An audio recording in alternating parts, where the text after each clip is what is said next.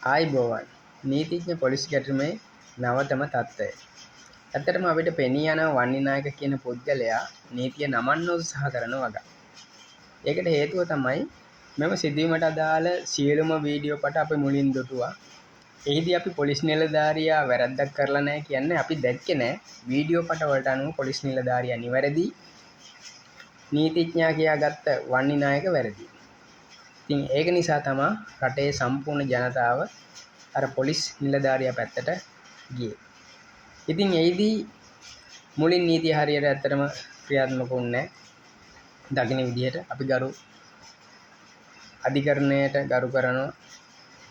නමුත් නීතිය හරියට ක්‍රියාත්මක වුණාද කියන ප්‍රශ්නයක් තියෙනවා. මොකද පොලිස් නිලධාරියා වේගෙන් සිරගත කරා කිසිම සාක්ෂියක් නැතුව. එතකොට සාක්ෂි තිබ්බා වැරද්ද කරපු පුද්ගලයාට ඔහුට නීති ක්‍රියාත්මක වෙන විදිහ අපි දැක්කා. හැංගිලා හිටියේ, එළියට ආවා, අපගත්ත ගියා. ඉතින් දැන් සංසරණ වෙන වීඩියෝ තමයි නීතිඥයාට පොලිස් නිලධාරියා පහර දුන්නේ. ඉතින් ඇත්තටම තාක්ෂණය ඉතා දියුණුයි. රාත්‍රී වෙච්ච සිදුවීමකුත් දහවල් වගේ බලන්න පුළුවන්. මේ දැන් දකින වීඩියෝව හරිම අපැහැදිලි. අඳුරක් තියෙනවා. මේක සංස්කරණය කළා කියලා පැහැදිලි. ඉතින් වන්නිනායකරණ කියන පුද්ගලයා අපිට පෙනෙන විදිහට උත්සාහ කරන්නේ ඔහුගේ බලපුලුහංකාරකම, චණ්ඩිකම, මහාන් තත්ත්වකම කියලා අදහස් කරේ මෝඩකම නැවත පෙන්වන්න. ඉතින් ඒකෙන් අපිට පෙන්වන්නේ ඔහුගේ නීතිය නැමීමේ ක්‍රමවේදය. ඉතින් මම හිතනවා මේකට පොලිසිය නිවැරදි පරීක්ෂණයක් කළා අදාළ තුරු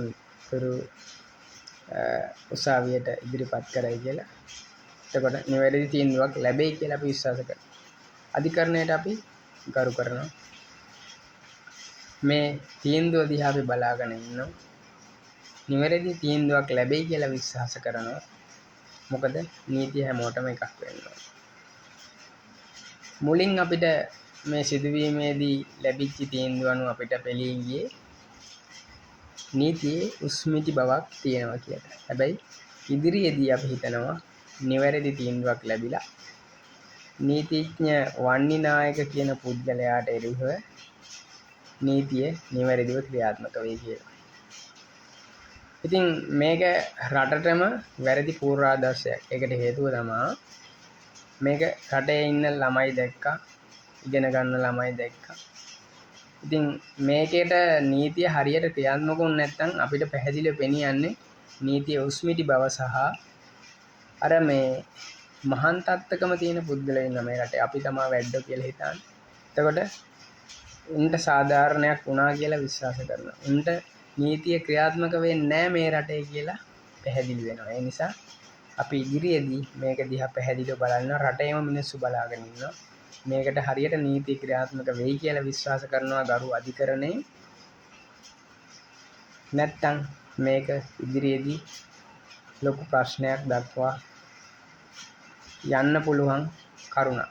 ඒ නිසා පොලිසිය නිවැරදි සාධාරණ පරීක්ෂණයක් කරලා නිවැරදි මේකට තීන්දුවක් ලැබෙනකම් අපි හැමෝම බලාගෙන ඉන්නවා. ස්තුතියි.